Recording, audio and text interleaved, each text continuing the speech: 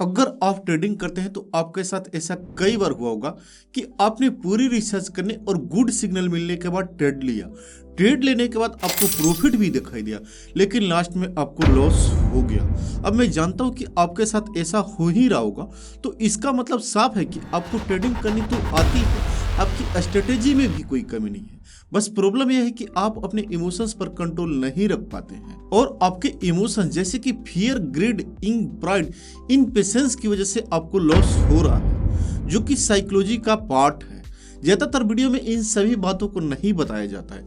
अगर आप अभी भी अपना ध्यान ट्रेडिंग साइकोलॉजी पर नहीं दोगे तो आप आगे भी ऐसे ही लॉस बुक करते रहेंगे और लास्ट में आप निराश होकर स्टॉक मार्केट को छोड़ देंगे और उन 90% लोगों में आ जाएंगे जो कि ट्रेडिंग में पैसे लॉस करवाते हैं। जबकि अगर आपने आज इस वीडियो को ध्यान से देखकर अपनी ट्रेडिंग साइकोलॉजी को ठीक कर लिया, अपने इमोशंस पे कंट्रोल करना सीख लिया, तो फिर आप ट्रेडिंग से अच्छे पैसे कमा पाएंगे और उन 10% लोगों में आ जाएंगे जो ट्रेडिंग से पैसा बनाते हैं। क्योंकि ट्रेडिंग में स्ट्रेटेजी सिर्फ 20% काम करता है, बाकी की 80% साइकोलॉजी का ही खेल है। सबसे पहले हम आपको क्लियर कर दूं कि ये वीडियो केवल एजुकेशनल पर्पज के लिए।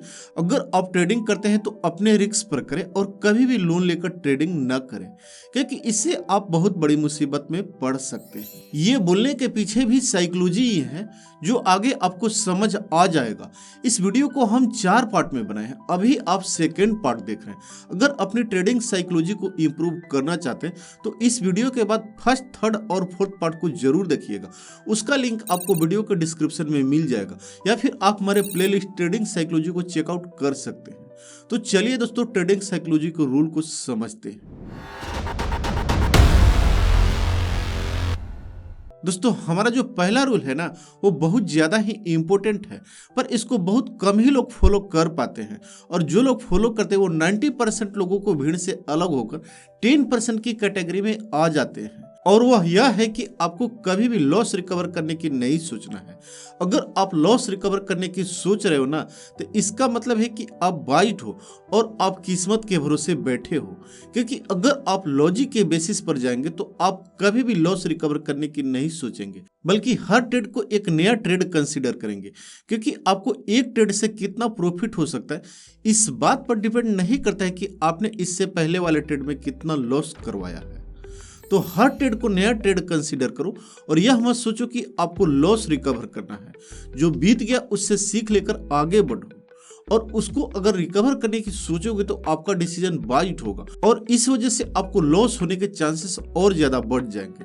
प्रॉफिट और लॉस मार्केट का एक हिस्सा मानकर इसे भूल जाना चाहिए। दोस्तों, सेकेंड रूल बहुत ज्यादा ही इंपॉर्टेंट है और यह है कि जब आप ट्रेड करें तो किसी ना किसी लॉजिक बेसिस पर करें। यानी आपको पता होना चाहिए कि अगर शेयर की प्राइस बढ़ेगी तो फिर क्यों बढ़ेगी, उसके पीछे कोई लॉजिक होना चाहिए। चाहे आप सपोर्ट एंड रेजिस्टेंस देखकर ट्रेड कर रहे हो, मूविंग एवरेज देखकर ट्रेड कर रहे हो, कैंडल स्टिक पैटर्न देखकर ट्रेड कर रहे हो, या फिर इंडिकेटर यूज कर रहे हो, या फिर आप प्राइस एक्शन को देख रहे हैं, चाहे आप कोई भी सेटअप यूज करें, जो भी आप ट्रेड ले उसके पीछे कोई ना कोई लॉजिक होना चाहिए जिसकी वजह से आप उस ट्रेड को ले रहे हैं। क्योंकि जब आप किसी लॉजिक के बेसिस पर ट्रेड करेंगे ना, तो आप उस ट्रेड पर कॉन्फिडेंट रह पाएंगे। और अगर आप बिना किसी लॉजिक के ट्रेड करेंगे तो आपको कुछ भी समझ में नहीं आएगा कि कहां पर बाई करना है, कहां पर सेल करना है, प्राइस कितना बढ़ेगा, कितना गिरेगा, और बिना लॉजिक के आपके गलत डिसीजन लेने के चांसेस बढ़ जाएंगे और फिर आप इमोशनल ट्रैप में फंस जाएंगे। इसलिए हमेशा लॉजिक का यूज करें। अभी तक आप हमारे टेलीग्राम चैनल को नहीं ज्वाइन किए तो आप उसे ज्वाइन कर लीजिएगा, डिस्क्रिप्शन में लिंक है, उसी से ज्वाइन कीजिएगा। अब इसके बाद नेक्स्ट पॉइंट है ना कि कई बार जो नए ट्रेडर्स होते हैं ना, उनको अपने इमोशंस पर कंट्रोल नहीं होता है, तो वो क्या करते हैं कि जैसे ही उन्होंने ट्रेड लिया उसके बाद अगर उन्हें लॉस होने लगा तो अब वो इस होप में बैठे रहते हैं कि शायद थोड़ी देर में प्राइस बढ़ जाएगी और बढ़ेगी तो मैं प्रॉफिट होते ही निकल लूंगा। अब अगर मान लो उनका लॉस बढ़ता जा रहा है तो अभी भी वो इस ट्रेड को नहीं छोड़ेंगे।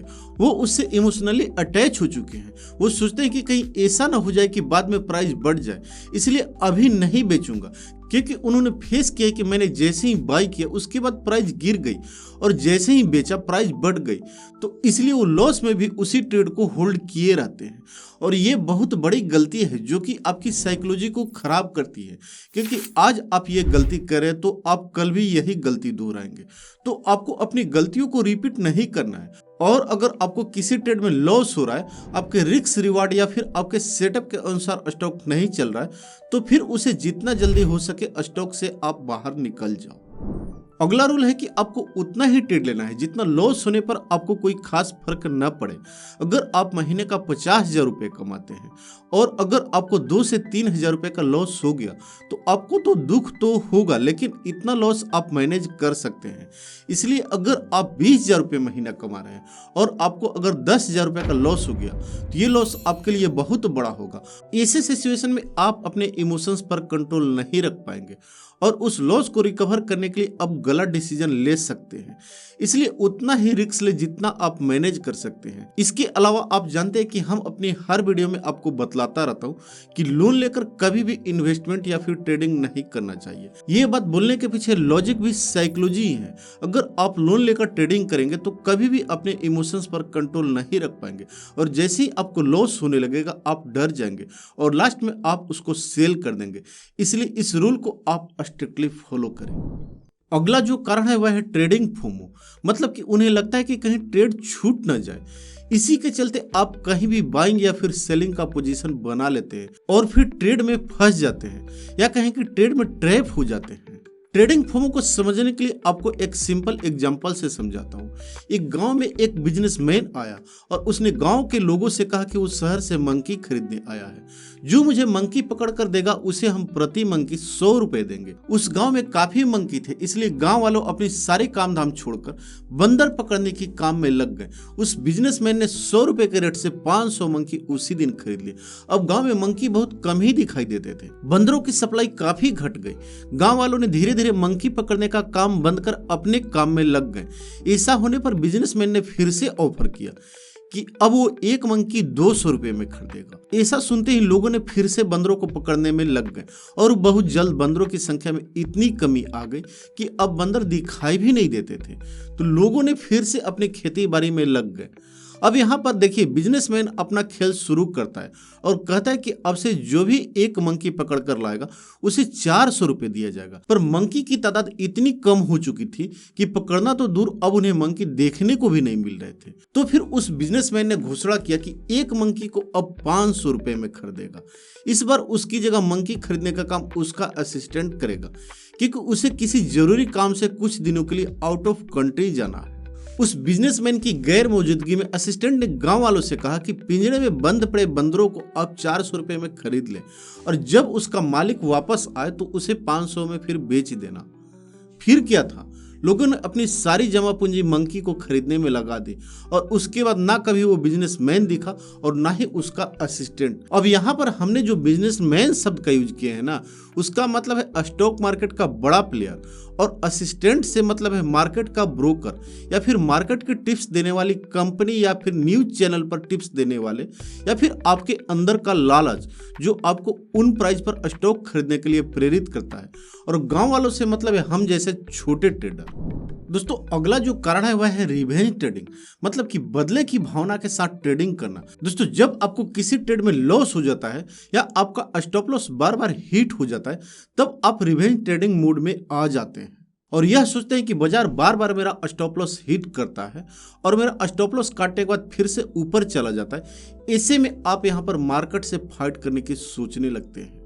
आपको लगता है कि बार बार मेरा स्टॉप लॉस हिट हो रहा है ना, तो इस बार स्टॉप लॉस ही नहीं लगाऊंगा और देखता हूं कि मार्केट कहां तक जाता है। इस बार तो मेरी मार्केट से आर या पार की लड़ाई है। इस बार या तो मुझे अच्छा खासा प्रॉफिट होगा या फिर मेरा नुकसान होगा। तो देखिए, इसका मतलब है कि जब आप रिवेंज ट्रेडिंग मोड में आ जाते हैं तो फिर आप जिद्दी हो जाते हैं कि मार्केट को मुझे प्रॉफिट देना ही पड़ेगा। तो यहाँ पर आपको समझना चाहिए कि यह बाजार इमोशन लेस होकर चलता है। इससे मार्केट को कोई फर्क नहीं पड़ता है कि आप मार्केट में प्रॉफिट बना रहे हो या फिर नहीं। मार्केट तो हमेशा उसी के हिसाब से ही चलेगा। यहाँ पर आपको समझना होगा कि मार्केट आपके हिसाब से नहीं चलता, आपको मार्केट के हिसाब से चलना पड़ेगा, क्योंकि आप बदले की भावना के साथ ट्रेडिंग करोगे तो आखिर में लॉस आपका ही होगा। और अगर कभी थोड़ा बहुत स्टॉप लॉस हिट होने की वजह से लॉस भी हो जाए तो उसे मार्केट का एक पार्ट समझकर भूल जाना चाहिए।